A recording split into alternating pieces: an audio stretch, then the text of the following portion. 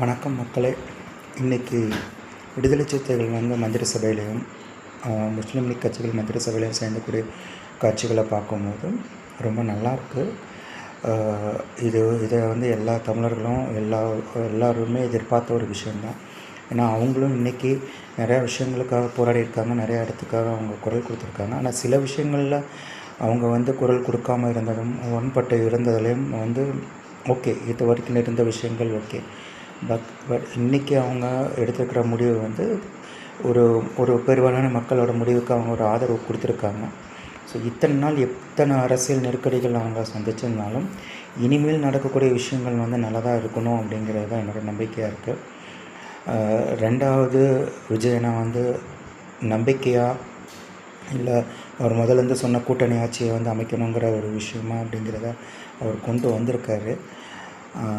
ஆனால் அதுக்கு அவங்க எல்லாருமே பக்கபலமாக இருக்கணும். ஏன்னா இனிமேல் தான் அரசு செயல்பட போகிறது. முழு வீச்சில் அதோட விஷயங்களும் மத்திய அரசோட சில விஷயங்கள் வரும்போதும் இவங்க என்ன மாதிரி விஷயங்கள் எடுக்கிறாங்க, அதுக்கு இவங்க எந்த மாதிரி ஆதரவு கொடுக்குறாங்க பொறுத்து தான் இருக்குது. பட் ஆனால் இன்றைக்கி உண்மையாகவே திரு வன்னியரசு அவர்கள் அந்த இடத்துல அவர் நிற்கும் போது அவரோட முகத்தில் ஒரு ஒரு ஒரு ஒரு விஷயம் தெரிஞ்சுது.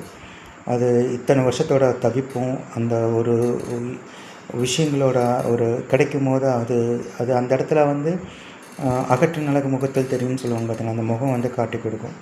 ஸோ அந்த முகத்தில் அவங்க இத்தனை நாள் இருந்த ஒரு விஷயங்கள் அந்த அங்கீகாரம்.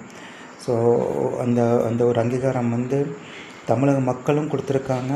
அதில் விஜயண்ணாவோட விஷயமும் அதில் இருந்திருக்கு. ஏன்னா அவர் ஆரம்பத்திலேருந்து அவர் மட்டும் அதில் இது பண்ணணும் அப்படின்னு நினைக்கல. ஸோ இத்தனை நாள் இருந்த திராவிட ஆட்சிகளை விட இன்றைக்கி அண்ணாவோட ஆட்சி ரொம்ப நல்லா இருக்குது. இந்த மாதிரி விஷயங்களை அவர் முன்னே கொண்டு வர்றதும் நல்லாயிருக்கு. பட் இதுக்கு இவங்க சப்போர்ட் பண்ணால் தான் இது அடுத்த கட்டத்துக்கு நகர முடியும். ஸோ நமக்கான விஷயங்கள் நமக்கான எல்லா விஷயங்களும் நடக்கும்.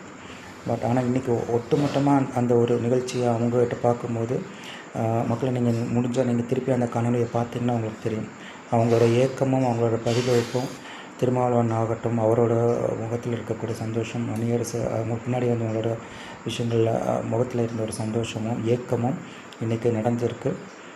அதுக்கு தமிழக மக்கள் எப்போவுமே ஆதரவாக தான் இருப்பாங்க.